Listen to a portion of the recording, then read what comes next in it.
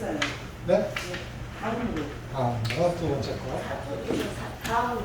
네.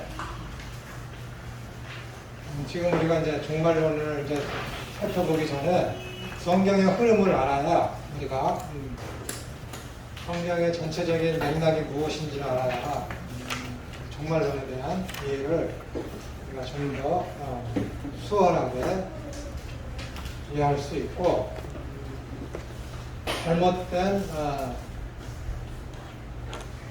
왜곡된 그런 가르침과 사상에 우리가 구분할 수 있는 기초를 이력 하나만 우리가 가질 수 있기 때문에 지금 살펴보고 있는 것입니다. 이것은 이제 제 글이 아니라 서철원 교수의 글에서 제가 발췌한 것입니다. 다음으로 성경의 편집 방향성이 종말론적 하나님 나라를 지향하도록 구성되어 있다는 사실입니다. 그러니까 여기서 이제 좀 의식이 있는 사람들은 성경의 편집 방향성 이렇게 이야기하면은 그럼 성경이 편집되었다는 말씀입니까? 라고 얘기하죠. 성경에는 1600년 중반기부터 자유주의 신학이 극세를 하고 나타나면서 17, 18세기에 그때 이제 자유주의가 극세를 하고 하면서 성경에 대한 보는 관점들, 해석하는 방법들이죠. 바라보는 관점들이 굉장히 많이 등장을 합니다. 성경에 대한 본래적인 역사적으로 비평되어, 그러니까 연구되어져 왔던 방법들이 있습니다. 본문 비평이니 하는 그런 것들, 그런 것들은 이제 저등 비평이라고 합니다. 저등 비평. 그다음에 역사 비평이니, 편집 비평이니, 문학 비평이니, 양식 비평이니 이런 자유주의자들에 의해서 생겨난 성경 비평하기 위해서 그런 것들은 고등 비평이라고 얘기하죠. 여기에서 성경의 편집 방향성이라고 했을 때 사람들이 기분 나빠할 수가 있어요. 그럼 편집 비평, 고등 비평학적으로다가 성경이 기록되었다는 말씀인가요? 라고 했을 때 자유주의자들의 그런 생각과 사상과 그들의 방법론에 의한 편집이 된 것이 아니라 하나님께서 왜 내가 성경을 기록했고 이러한 방향으로 기록하였는지에 대한 하나님 편에서의 편집 방향성을 제가 지금 말씀드리는 거예요. 하나님께서 요한복음서 22장에 거기 보면은 사도 요한이 얘기하잖아요. 여태까지 내가 7개의 어떤 기적에 대해서 썼다. 그리고 예수님께서 하신 일과 말씀에 대해서 이렇게 썼는데 그분께서 가르치시고 하신 일을 여기 이 지면에다가는 다 쓸 수 없다. 하늘을 먹물 삼아도, 하늘을 두루마리 삼고 바다를 먹물 삼아도 주님께서 하신 그 일을 다 기록할 수 없다는 고백이 있듯이 그렇게 주님께서 하신 일들은 다 고백할 수 없다라고 사도 요한이 얘기하잖아요. 그것은 뭐예요? 이 요한 자기 자신이 쓴 이 복음서를 읽는 그런 수신자들, 세계 보편적인 모든 사람들이죠. 수신자들을 이해시키는 데 있어서 필요한 만큼만 사도 요한이 편집해서 쓴 거지. 이해되세요? 사도 요한. 그렇기 때문에 마태, 마가, 누가, 요한복음서가 예수님에 관한 공생에 있을 때의 이야기를 썼는데 각기 다 다른 것이죠. 보세요. 마태는 유대인을 대상으로 해서 쓴 거예요. 그럼 예수님이 뭐예요? 예수님은 우리 너희들이 고대하시던 왕이시다. 그 왕이 뭐예요? 메시아라는 것이잖아요. 그것을 기록하기 위해서는 뭐예요? 예수님이 혈육으로도 너희들이 고대하던 다윗 가문의 후손이다 라는 것을 쓰기 위해서는 어떻게 해야 돼요? 유대인들을 이해시키기 위해서는 예수님이 다윗 가문의 후손인 것을 말씀하셔야죠. 그렇기 때문에 처음에 등장하는 것이 아브라함과 다윗의 이제선 예수 그리스도의 계보라 하면서 예수님의 족보를 거기다가 7명 내지 8명을 제외시키면서도 14대씩 끊어서 거기다가 기록을 하잖아요. 이런 것들이 다 편집이에요. 그리고 산상수훈이 5장, 6장, 7장이 있는데 이 우리들이 산상수훈이라고 하는 그 마태복음 5장, 6장, 7장을 예수님께서 한 날, 한 시, 한 장소에 다 말씀하셨을까? 아니에요. 여기저기에서 예수님께서 산 위에 올라가 앉으시니 했을 때 이 사람, 저 산에 올라가서 가르치신 그 내용을 마태가 한데에 모아서 거기다 쓴 거예요. 그리고 종말론에 있는 마태복음 25장, 6장, 7장에 있는 그 종말론으로부터 시작해서 쓰여지는 예수님의 마지막 강론도 편집해서 필요한 부분만 거기다 쓴 것이죠. 이것에 대해서 확실한 증거가 어디에 있냐면 누가복음서. 베어빌려 가까이 내가 처음 이 복음서를 쓴 사람들이 그동안 많이 있었는데 내가 처음부터 자세히 살펴봐서 내가 순서대로 기록합니다 해서 쓴 것이 누가복음 아닙니까? 헬라인의 대상으로 썼기 때문에 아주 조직적이며 체계적이며 논리적이어야 하기 때문에 순서에 입각해서 연구해서 누가가 조사해서 쓴 것이 누가복음서예요. 거기에 보시면은 예수님께서 가르치신 이런 산상수훈의 내용이 여기저기 분산돼서 기록되어 있습니다. 왜요? 날짜가 다르니까. 여기에서는 저 말씀하시고 저기에서는 이 말씀하셨기 때문에 예수님께서 하신 그 일에 대해 순서대로 기록한 누가복음서하고 마태복음서의 그 산상수훈을 비교해 보면은 순서가 맞지 않잖아요.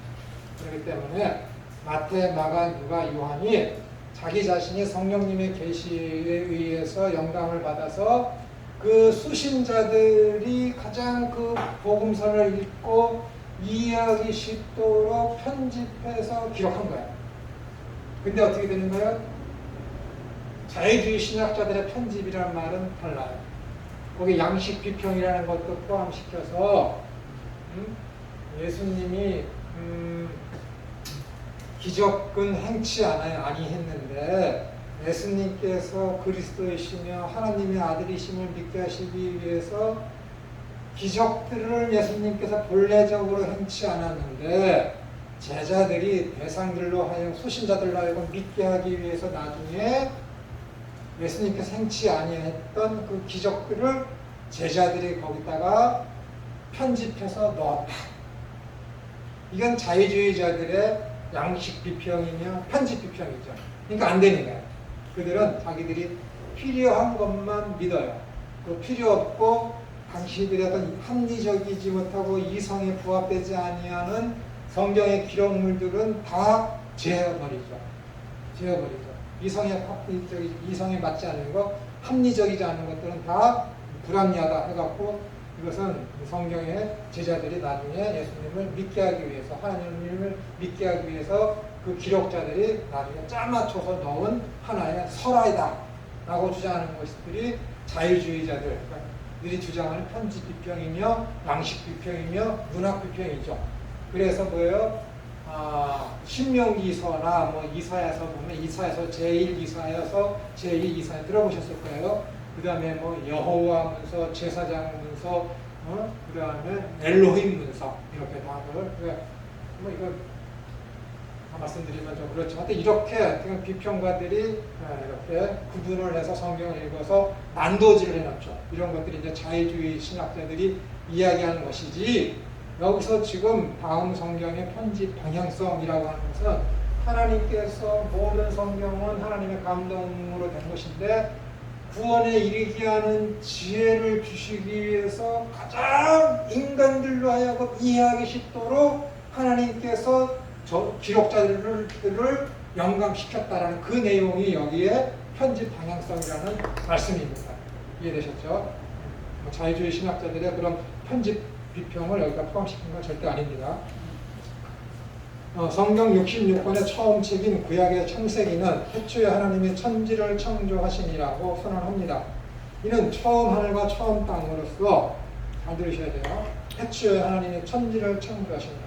이는 처음 하늘과 처음 땅으로서 우주 삼라만상의 기원이 하나님께로부터 비롯되었음을 가리킵니다. 집마다 지은이가 있듯이 천지, 곧 우주 만물을 지으신 분은 하나님이란 사실이십니다. 그런데 계시록 21장 1절을 보시게 되면은 새하늘과 새 땅의 도래와 관련해 처음 하늘과 처음 땅이 없어졌다고 기술을 하고 있습니다. 이는 창세기 1장 1절에서 언급하고 있는 태초의 천지 창조의 사역이 새하늘과 새 땅으로 일컫는 종말론적 재창조 사역으로 갱신, 확장되고 있음을 명백히 시사하는 내용입니다. 그러니까는 뭐예요? 태초에 하나님의 천지를 창조하시는 우리 눈에 보이는 이 온 세상은 다 뭐예요? 새하늘과 새 땅, 하나님께 예수님께서 재림하시는 그때를 바라보고 그것을 이루시기 위해서 새하늘과 새 땅을 창조했다라는 것이죠. 아까 제가 처음에 말씀드렸듯이 이 태초에 하나님은 천지를 창조하셨느니라 했을 때 천지, 하늘과 땅이라는 것은 천지만 말씀하는 것이 아니라 하나님이 창조하신 피조된 모든 세계를 포함하는 용어다라고 말씀드렸죠. 완벽히 주님께서 오시면은 이 온 세상이 다 새롭게 천지개벽하는 것처럼 새롭게 갱신되어져서 만들어진다는 것이죠. 태초에 창조된 그 에덴 동산에서의 삶은 하나님께서는 완벽하게 창조했지만은 그 땅에 누가 들어왔어요? 사탄이 들어왔잖아요. 그 계엄을 통해서 죄를 이 땅에 들어오게 할 수 있는 그런 타락한 사탄이 있었고 죄의 세력과 사탄을 추종하는 귀신들이 있었기 때문에 죄를 지을 수 있는 환경이 있었습니다. 그러나 예수님께서 재림하셔서 완성된 그 새하늘과 새 땅에는 어떻게 되는 거예요? 악한 사탄과 그를 추종하는 모든 귀신의 세력들이 지옥, 우주경에 완전히 갇히게 되어서 다시는 죄에 대한 유혹도 없고 죄를 지을 수 있는 가능성이 0%예요. 0%. 그것을 지금 이루시기 위해서 하나님께서 천지를 창조하셨다라는 얘기입니다. 이것을 깊게 얘기하면 굉장히 복잡해질 수 있지만은 하나님께서 천지를 창조하신 목적이 사람을 위해서가 아니라 무엇이냐면 유다서에 있는 말씀대로 죄를 멸하시려고 천지를 창조하신 거예요. 죄를 멸하시려고. 악한 사탄이 핑계하지 못하도록 악한 사탄 천상에서 하나님의 대항에서 타락한 루시퍼라는 광명의 천사를 일컬어지는 그 루시퍼를 하나님께서 심판하실 목적으로다가 창조한 것인 거예요. 창조하신 거예요. 인간을 위해서 창조하신 게 아니라니까요.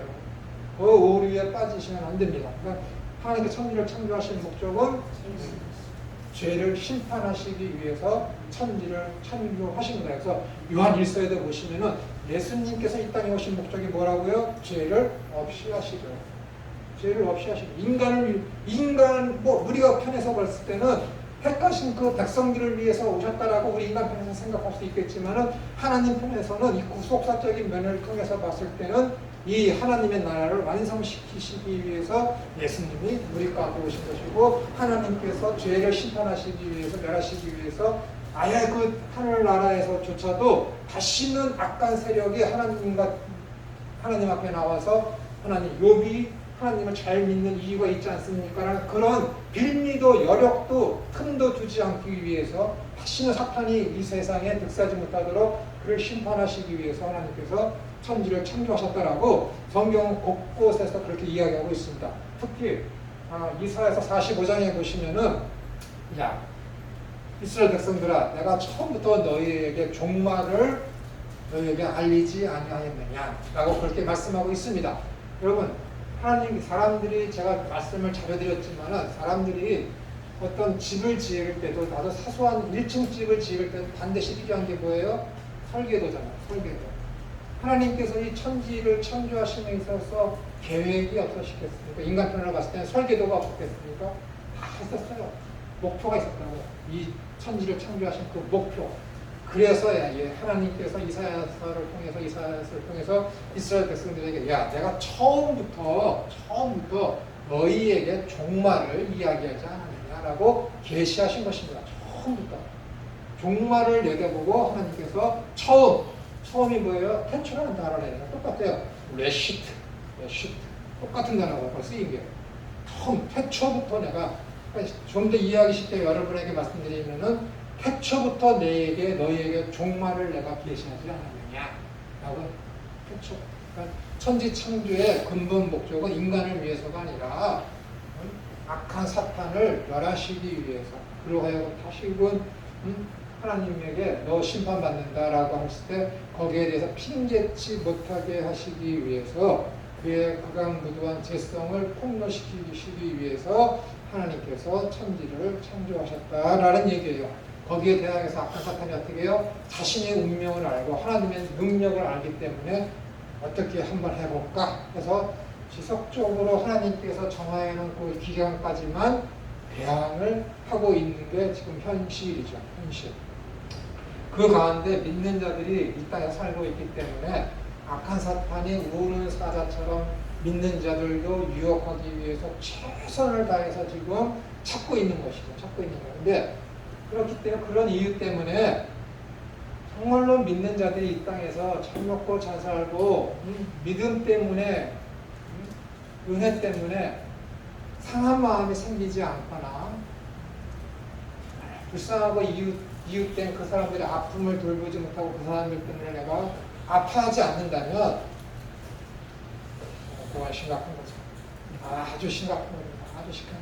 자기 배만 위하는 자들이죠. 자기 배가 우상이 된 자들이죠. 자기 배가 신이 된 자들이죠. 신이 된 자들이죠. 성경 66권의 처음 책인 구약의 창세기는 태초에 하나님이 천지를 창조하시니라 이렇게 선언을 하고 있습니다. 했는데 다시 말씀드려서 처음부터 이 세상의 창조 사역은 새하늘과 새 땅으로 묘사되고 있는 종말론적 하나님 나라의 건설을 향해 점진적으로 진행되고 있다는 사실입니다. 우리는 이런 하나님의 전 우주적 경륜을 다니엘서 2장에 소개된 느부갓네살 왕의 꿈 해석 속에서 이미 저번주에 살펴보았죠.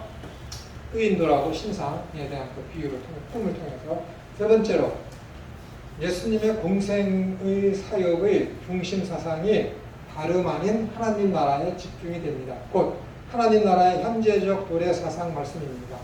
이런 사실은 공생의 사역을 시작하시는 예수님의 선언 속에서 구체적으로 확인이 되고 있습니다. 마태복음 4장 17절에 이렇게 되어 있습니다. 이때부터 뭐예요? 세례 요한에게 세례를 받은 이때부터 예수님과 세례받고 그 다음에 뭐예요? 광야에서의 시험을 거치신 후에 이때부터 예수님께서 비로소 전파할 거라는데 회개하라 천국이 가까이 왔느니라 하시다. 본문에서 천국이 가까이 왔다라는 의미는 예수님의 본격적인 사역 속에서 이미 이 세상의 도래에 역사하고 있는 현재 완료 진행적 하나님 나라의 능력과 권세와 통치를 가리키고 있음을 확인하게 됩니다. 마태복음 12장 28절 제가 자주 말씀드렸던 그러나 내가 하나님의 능력과 권세와 통치를 하나님의 성령을 힘입어 귀신을 쫓아내는 것이면 하나님의 나라가 이미 너희에게 임하였느니라. 누가복음 17장에서 바리새인들이 하나님의 나라가 어느 때에 임하나이까 묻거늘 예수님께서 대답하여 가라사대 하나님의 나라는 볼 수 있게 임하는 것이 아니뇨 또 여기 있다 저기 있다고도 못하리니 하나님의 나라는 너희 안에 있느니라. 뿐만이 아니라 마가복음 2장 10절에서는 한 중풍병자가 죄사함 받는 사실을 소개하므로 하나님의 구원의 능력이 예수 그리스도를 통해 현재적으로 발휘하고 있음을 분명히 시사하고 있습니다. 이상의 논지들이 종합적으로 시사하는 바는 한결같이 예수 그리스도의 공생의 사역을 통해 하나님 나라의 왕적 통치 능력이 현재적으로 역사되고 있다는 사실에 모아지고 있습니다. 따라서 예수님께서 행하신 각종 이적 기사와 병자의 치유 및 축사 사역, 축사라는 게 뭐예요? 귀신을 추방하는 것, 축사 사역, 그리고 천국 복음의 증거와 죄사함의 권세 등은 예수 그리스도의 사역을 통해 하나님의 나라가 현재적으로 도래해 역사되고 있음을 구체적으로 증거하는 명백한 표적들입니다. 이처럼 예수님이 공생의 사역의 중심 주제는 단연 하나님 나라 사상으로 귀결이 되고 있습니다. 예수님께서 하신 그 말씀 가르치심과 사역이 그렇고 여러분 기도문이라는 것은 예수님 당시에 테필라라고 해갖고 유대인들이 아침에 눈을 떠서 하루에 3번 기도할 때 반드시 해야 되는 기도의 내용이 있는데 그것을 테필라라고 합니다. 거기에 뭐 70몇 가지 내용이 그런 것이 쭉 있고 해야 되는데 그러니까 각종 같은 당시의 바리새파니 사두개파니 뭐 제사장님이 어떤 열심당원이네, SNF 여러 파들이 있을 때 바리새파 중에서도 누구누구라는 지도자들에 쫓아다니는 그 파들이 있으면은 그 각종 모임에서 핵심되는 것이 있는데 그것이 뭐냐면 각 종파의 기도문입니다. 기도문. 그러니까는 예수님을 쫓아다니던 그 누가복음 8장에 거기에 주기도문이 등장하지 않습니까? 거기에 보면 어떻게 되어 있어요? 예수님 저기 뭐 세례 요한을 쫓아다니던 그 파트나 다른 어떤 모임에는 기도문이 있는데 우리도 기도문이 있었으면 좋겠습니다. 우리에게 기도문을 가르쳐 주십시오. 그러니까 다른 모임에는 기도문이 있다라는 거야. 그러니까 우리도 예수님 우리 모임이 추구해야 될 방향성의 목표가 있는 우리 모임을 드러낼 수 있는 색깔이 있는 기도문을 가르쳐 주십시오 해서 가르쳐 주신 것인 거예요. 주기도문이요. 주기도문. 그러니까 이 주기도문이라는 것은 그 모임에 있어서 뭐예요? 우리 모임의 색깔은 이렇다. 우리 모임이 추구하는 방향성은 이것이다라고 포함돼서 하는 매일의 기도문이 뭐예요? 기도문이니까. 그것을 성격을 띈 것이 주기도문이에요. 그러니까는 이 예수님께서 마태복음 6장 9절부터 시작되는 이 주기도문은 뭐예요? 예수님께서 이 땅에 계시는 동안에 과거에서 지금 미래까지 추구해야 될 예수님께서 하시고자 하는 그래서 섭리에 나가시고자 하시는 경륜을 통해서 이루시고자 하시는 그 뜻과 목표와 방향성이 집약된 것이 뭐예요? 이 주기도문이에요. 주기도문. 얼마나 위대한 것입니까? 얼마나 위대한 것입니까? 이 주기도문만 제대로 알게 되면 뭐예요? 아, 예수님께서 이 일을 하시기 위해서 우리 가운데 오셨구나 라는 거야. 그러니까 하늘에 계신 우리 아버지요 이름이 거룩히 여김을 받으시며 나라에 임하시며 뜻이 하늘에서 이룬 것 같이 땅에서도 이루어지다. 1, 2, 3 세 가지 청원이 있다고요. 하나님에 관한 것이죠. 하나님께서 하시고자 하시는 그 대표성이 뭐예요? 뜻이 하늘에서 이루어진 것처럼 이 땅에서도 이루어지다. 그것을 이루기 위해서는 어떻게 되는 거예요? 오늘날 우리에게 일용할 양식을 주옵시오. 육신의 떡을 먹으면은 우리가 하나님 나라는 이 땅에 임할 수 있으며 하나님의 이름을 거룩하게 여길 수 있습니까? 아니에요. 저번에도 말씀드렸지만 일용할 양식이라는 오는 날, 오늘날, 지금이 아니라 지금도 될 수 있지만은 이 예수님께서 유대인들 제자들을 향해서 하실 때 그 말씀은 헬라어를 쓰지 않았어요, 여러분. 아람어를 쓰셨어요. 아람어에서 이어서 사용된 오늘날이라는 것은 오늘날이 아니에요. 오는 날이에요. 오는 날. 앞으로 오는 날. 그것이 언제예요? 안식일. 안식일이라니까 안식일. 안식일. 안식일은 뭘 상징하는 거예요? 아니지. 안식일은 하나님 나라를 상징하는 거야. 하나님 나라. 이 하나님 나라. 하나님 오는 날 우리에게 일용할 양식. 그러니까는 하나님 나라에서 필요한 양식을 우리에게 주십시오. 그것이 뭐예요? 하늘에서 내려오는 만나. 구약시대 때 광야에서 먹을 것을 주세요 했을 때 하나님께서 값없이 은혜로다가 만나를 내려주시는데 어떻게 되는 거예요? 안식일에 일을 하면 안 되니까 안식일에 먹을 양을 어떻게 돼? 미리 안식일 전에 거두게 하시잖아요. 그 양식을 달라는 거예요. 그러면 그 양식이 뭐예요? 요한복음 6장에 있는 말씀 그대로 그 양식이라는 것은 예수님의 몸을 얘기합니다. 그러니까 예수님 당신을 우리에게 주십시오. 누구든지 내 피와 내 살을 먹는 자만 하면서 요한복음에서 그것에 대한 모든 해석을 예수님께서 다 해석해 주시잖아요. 그 양식, 예수님을 먹으면 어떻게 되는 거야? 그 양식은 오늘날 우리에게 일용할 양식을 주고 그 양식을 먹는 사람들한테 그렇게 되는 거야. 오늘날 우리에게 양식을 주시옵고 우리가 우리에게 죄 지은 자를 용서 안 할 수 없는 자가 된다. 우리가 살펴보았듯이 용서 안 하면 안 돼. 이제부터 이미 용서한 자로다가 모든 사람들을 상대를 하는 거야. 그럼 마음이 얼마나 편하겠습니까? 미움도 없어지는 거야. 사랑을 거기에 온전히 실천하는 것이지. 우리가 우리에게 죄 지은 자를 사해 준 것, 우리 죄를 사해 준 것이고 우리를 시험에 들게 하지 마. 시험에 들 수가 없지. 시험에 들 수가 없지. 예수님의 생명 양식을 먹었기 때문에 믿음으로만 살아가기 때문에 시험이 와도 어떻게 되는 거야? 믿음으로 다 이겨낼 수 있지. 우리를 악에서 구원하고 그 기도를 하라는 거예요. 왜? 모든 악한 사탄이 우리를 시험하려고 다가오고 있고 악에 빠지게 하려고 최선을 다하고 있지 않습니까? 그러니까 용서와 시험과 악, 이 세 가지를 이길 수 있는 힘과 하나님의 이름을 거룩히 여기며 그의 이름을 영광스럽게 하며 하나님의 나라를 이루게 할 수 있는 그 능력이 뭐예요? 예수 그리스도를 우리가 먹는 거예요.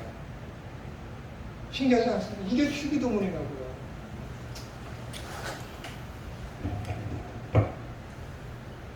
보세요.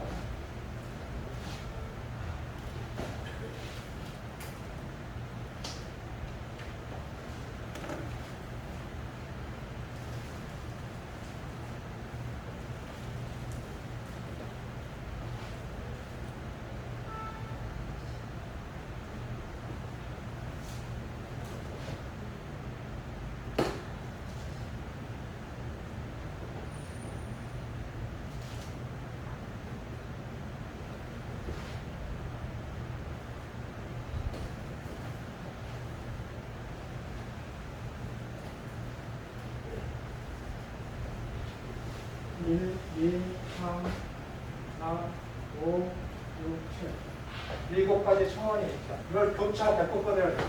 교차 대폭. 이것이 여기를 향해서 가는 거예요. 이 모든 것도 다 여기를 향해서 가는 거예요. 이것과 이것이 연결되어 있고 이것과 이것이 연결되어 있고 이것과 이것이 연결되어 있고 이것을 교차 대폭법이라는 거예요. 여기에서 핵심은 뭐예요? 일용할 양식이에요. 일용할 양식.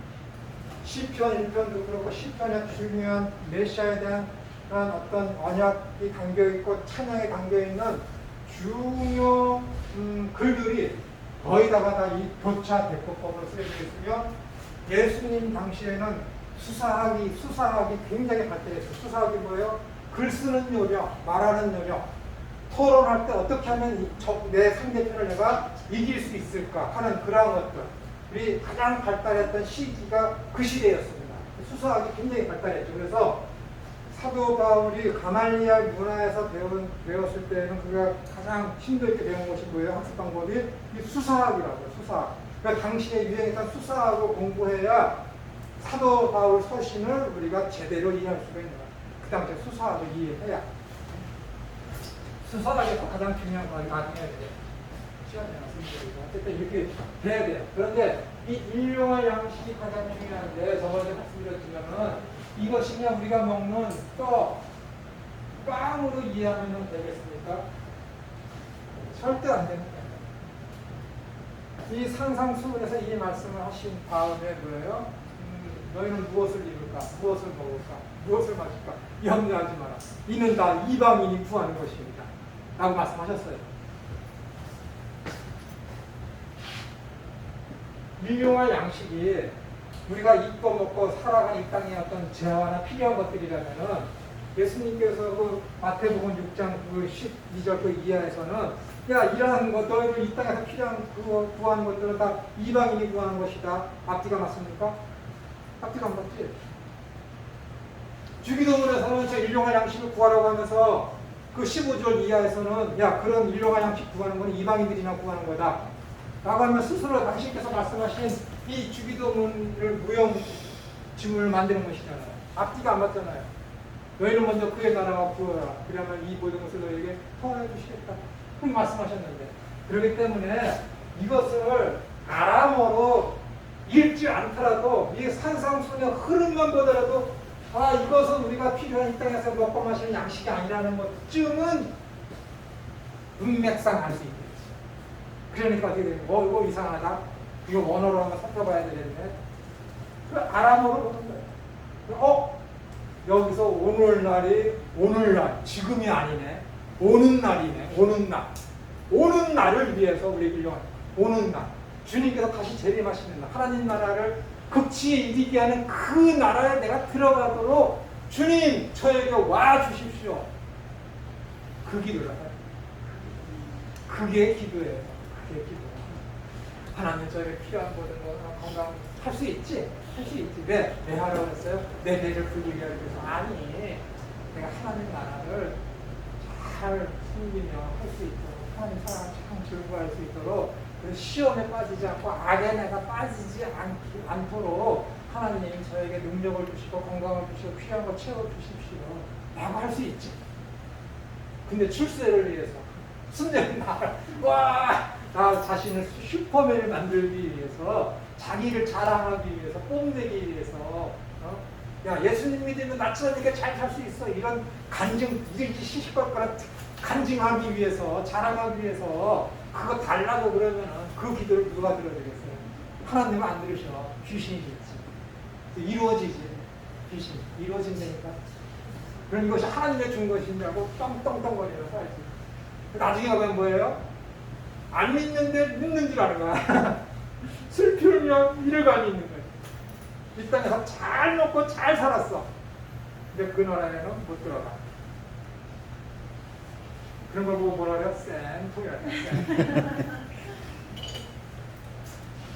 부인하려도 부인할 수가 없어요. 왜냐면은 결국에 가서는 주님께서 이 땅에 오셔서 이 모든 일들을 다 이루실 것이기 때문에. 자, 아무리 성경을 읽고 아무리 성경의 흐름을 쭉 살펴봐도 하나님은 당신께서 택하시고 구원하시고 작정된 자에 대한 구원을 저버리지 않습니다.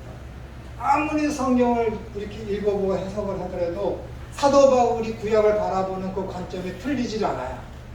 구약의 모든 예언들이 예수 그리스도를 통해서 완전히 성취되었다는 사도 바울의 그 고백이 틀리지 않다니까. 부인하려고 그래도.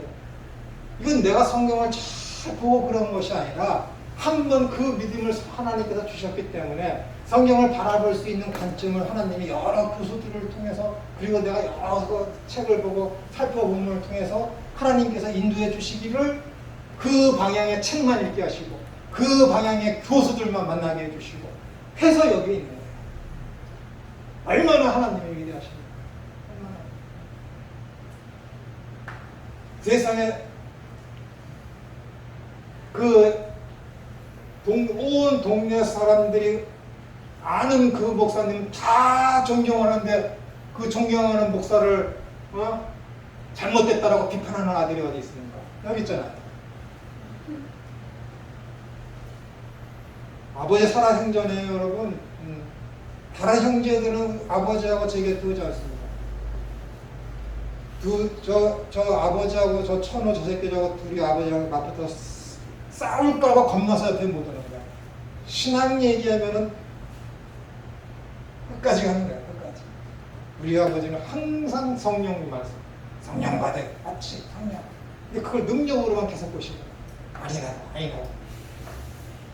그 이전에 먼저 돌아가셨던 96세에 돌아가셨던 제 스승이 있습니다. 그분하고도 항상 얘기해요. 그래서 제가 그러는데 늙으면 죽어야 돼.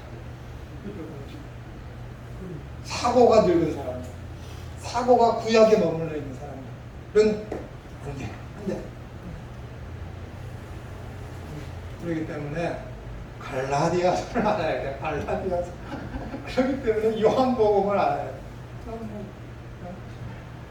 수많은 학자들이 내가 죽어서 너 성경 다 갖고 들어가야 되지만 딱 하나만 갖고 들어가려면 뭐 갖고 들어가려면 주구장창 사람들이 얘기하네. 요한복음을 갖고 천국에 들어가 있어. 얼마나 희한해. 근데 너무 어려워. 너무 어려워. 네. 속사를 모르니까 지금 여러분하고 이야기하는 이 성경의 흐름을 모르니까 왜? 하나를 모르니까 못해. 하고 싶어도 못해. 하고 싶어도 알고 싶어도 못해. 책을 내겠다라고 하는 분위기에서요. 저한테 감수 좀 해달라고 그러고 안에 추천서 좀 써달라고 그래요. 싫다고 그랬더니 왜 싫으냐고. 그래서 당신같이 훌륭하신 분을 내가 이렇게 감수하거나 유명하지도 않은 내가 손문호 교수가 추천서도 써주고 그랬다는데 거기에 나같이 무명인자가 글을 쓰는 것은 언어도 아니고 말이 안 된다고 자기 책을 보내줬어요. 그래서 어떠냐고 좀 살펴봤어요. 근데 연락이 안 오더라고요. 그래서 한참 지난 후에 언젠가 연락이 와서 이제 책을 써내려고 이제 마무리 단계에 있다고 그래서 하실 말씀이 없냐고 안 해도 되겠냐고 말을 하려고 쭉 몇 가지 말씀을 했어요. 이 문화명령부터 시작해서 아브라함에게 하신 하나님의 창세기 17장의 그 약속이 언제 이루어졌는지 쭉 말씀을 드려요. 쭉. 그분이 왜 그걸 진작 말해주지 않았냐고. 왜 진작 챙기는 거 보리고 간단하게 말씀드리는 책 내는 거 보고 자기 자신은 그러니까 혼자 독학을 해서 우주신학도 잘하지 않고 해서 성경의 흐름대로 자기 주관적이 아닌 객관적인 그 흐름을 따라서 갔다라는 거예요. 개뿔. 뭐 사람이 어떻게 완벽하게 객관적일 수 있습니까? 저도 안 되는데. 어? 안 되지. 그러니까 이 사람, 저 사람 만나고 책도 읽어보고 대화도 나눠보고 확인도 하고 그래야 되는데 그분은 혼자서 깊이는 있지. 근데 저랑 대화 나누면 항상 막혀. 항상. 내가 너무 충격적인 말씀 할 수 없고 그런 큰 맥락에서 약속이 어떻게 이루어졌으며 은하명령이 어떻게 됐으며 여기에서 나온 신학 용어인 하나님의 딜레마가 무엇인지 하나님의 딜레마라고 들어보셨어요? 하나님의 딜레마가 무엇인지 자 말씀을 드렸더니 책 못 내겠다고 그러시고 당신을 깨달으신 것이죠. 그러니까 왜 그걸 이제 얘기했냐고.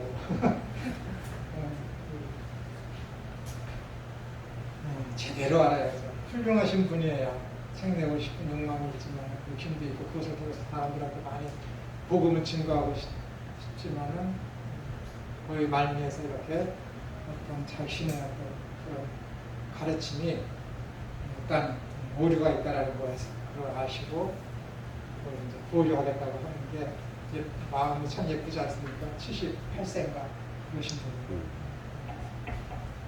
인생의 말년인데도 네, 그렇습니다. 부지런히 성경을 보시고 그 사람하고 이야기해 보시고 하셔야 돼요. 큐티 좋죠? 혼자 하시면 안 돼요. 절대 안 돼요. 목사님한테 여쭤보시고 전도사님한테 여쭤보시고 꼭 확인받아야지. 확인받아야지. 나을 때 그러시면 위험합니다. 네 번째 할 차례죠. 넷째로 소위 예수님의 산상수훈은 먼저 그의 나라와 그의 의를 구하는 것을 천국 백성들이 세상 속에서 추구하고実행해야 할 신앙적 삶의 궁극적인 목표라고 총체적인 관점에서 세례 요한에 대한 말씀을 드려야 되겠네요. 앞에 예수님께서 하신 그 말씀. 마태복음 12장과 누가복음 17장 거기에서 누가복음 11장이죠. 11장. 내가 성령의 힘을 빌어서 이 모든 일을 하는 것이면 하나님의 나라가 이미 너희 가운데 임하는 거예요. 요한복음 17장에서 하나님 나라는 여기 있다 저기 있다 임하는 것이 아니라 하나님의 나라는 이미 너희 가운데 임하는 거예요. 주님께서 이렇게 말씀하셨습니다. 누가복음에 의해서는 예수님께서 그 말씀을 2번 하신 걸로 나타나고 있죠. 근데 이러한 것에 대한 것은 뭐에 대한 예수님께서 왜 이 말씀하셨냐면 마태복음 11장에 보시면 세례 요한이 감옥에 갇힙니다. 나는 그의 신들매가 감당치 못하다. 그는 흥하여야 하고 나는 쇠하여야 하리라. 예수님은 세상의 빛이요 진리이시며 그분이 참비이시죠.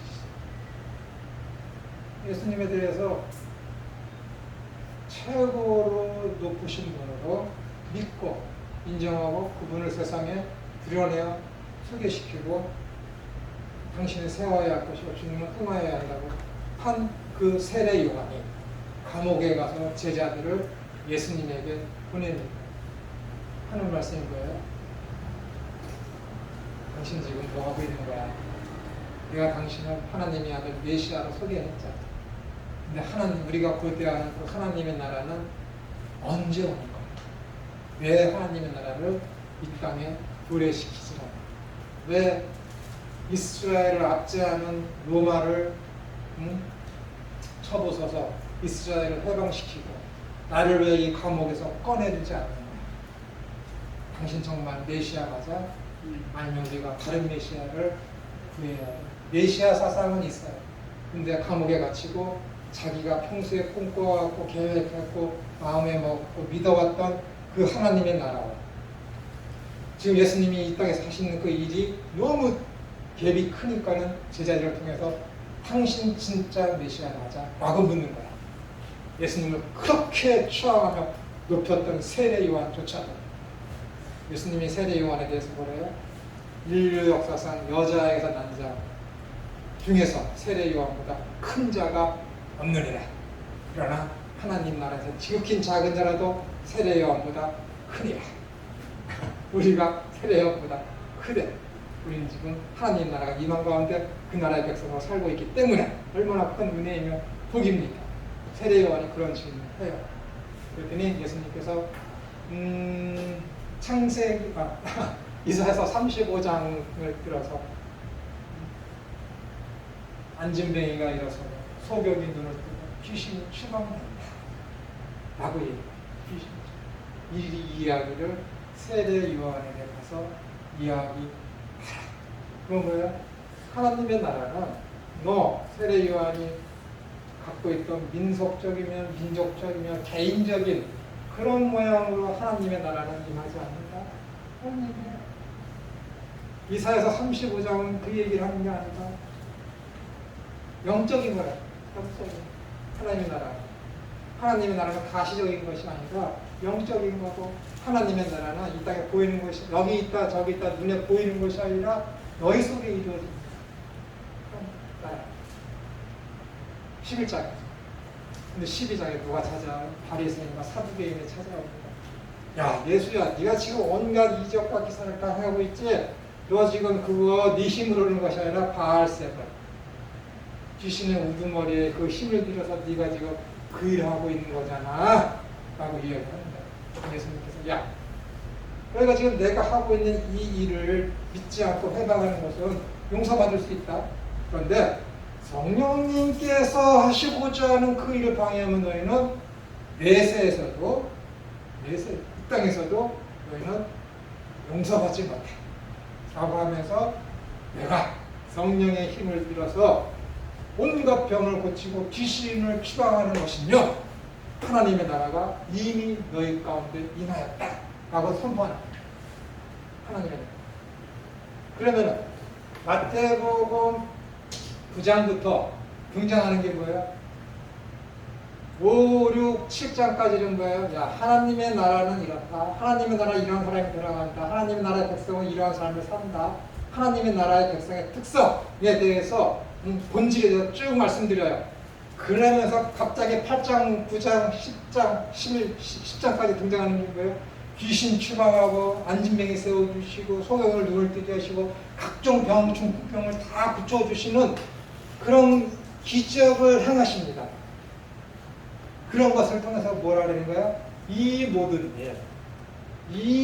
일을 내가 성령을 빌어서 행하는 것이면 하나님의 나라가 이미 너희 가운데 임했다는 거야. 이 모든 일이 뭐예요? 기적들. 귀신 추방하는 거야. 왜 귀신 추방하고 병 낫고 하는 이런 기적들을 일어난 것이 성령의 힘을 빌어서 하는 것이 하나님의 나라가 임한 거예요? 사탄이 통치하는 그 세계가 어떤 세계예요? 어두운 세상, 병든 세상, 귀신이 활개치는 세상, 사람들이 어떻게 고난받는 그런 세상이에요. 그런 것을 대표하는 게 뭐예요? 귀신 들림, 병 들림, 그런 것들을 어떻게 예수님이 귀신의 능력을 추방하는 것이죠. 귀신의 세력을 추방하는 거잖아요. 악한 세력을 추방하는 거잖아요. 그럼 거기 악한 세력이 추방되는 것이 뭐예요? 하나님의 나라가 임하는 것이죠. 그러니까 예수님께서 이 성령의 힘을 빌어서 귀신 추방하고 병 고치는 이런 일들이 성령의 힘을 빌어서 하는 것이 하나님의 나라가 임했다라는 거예요. 하나님의 나라는 그것이라는 것이죠. 통치가 임하는 거예요. 통치가 임하는 거예요. 구약시대이며 신약시대 때 온갖 예수님을 통해서 제자들을 통해서 이적과 기사와 어떤 신비한 일들이 너무너무 많이 일어났어요. 왜? 하나님의 나라가 임했다라는 것을 가시적으로 사람들한테 보여주기 위해서 이미 구약과 신약 시대 때 야 하나님의 나라는 여기 있다 저기 있다는 것이 아니라 이미 너희 가운데 임했음을 예수님의 치유사역과 사도들의 온갖 능력을 통해서 다 보여주셨어. 그러면 지금도 그것을 하나님 앞에 이적과 기사를 나한테 베풀어 주십시오라고 할 필요가 있습니까? 없어요, 여러분. 그러니까는 너희 표적을 구하느냐? 악하고 사악한 자들이 표적을 구한다는 거예요. 이미 다 보여줬는데 내 표적과 이사를 거예요? 나 개인을 위해서 내 병 좀 고쳐주십시오. 나 어제 시험 공부 안 했는데 기도하면서 제발 오늘 찍는 것 좀 다 맞게 해주십시오. 세상에 그런 기독교인이 어디 있습니까? 아주 나쁜 기도에서 열심히 공부하는 어떡하라고. 열심히 하나님으로부터 불법을 저질러 달라고 지금 기도하는 거 하나님한테. 불법을 저질러 달라고. 그런 기도하면 안 됩니다. 그래서 여러분 아프세요? 기도하세요. 병원도 가시고 기도할 때 이렇게 해요. 좋은 의사 만나서 그 의사를 통해서 나에게 적당하고 합당한 치료를 할 수 있도록 그 의사에게 치료를 주세요. 그래서 그 의사도 유명해지게 하시고 또도 병도 낫게 해주세요. 그렇게 기도해야지.